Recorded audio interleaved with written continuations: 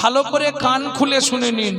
যারা বাড়িতে ঠাকুরের পুজো করেন, সে লক্ষ্মী ঠাকুর হোক, কালী ঠাকুর হোক, যে যার পুজো করেন, তো বাড়িতে তিনটে পাপ কাজ কোনো সময় করবেন না।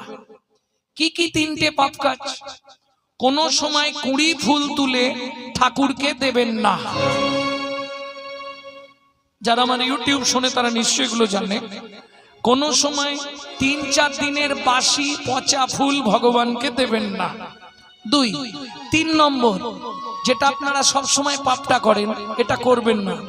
সকালবেলা হাঁটতে যাবার নাম করে লোকের কাছে ফুল চুরি করে ঠাকুরকে দেবেন না। কি হলো, হাসছে কেন? মানে যারা করে তারা হাসছে নাকি? হ্যাঁ, এ পাপ হয়।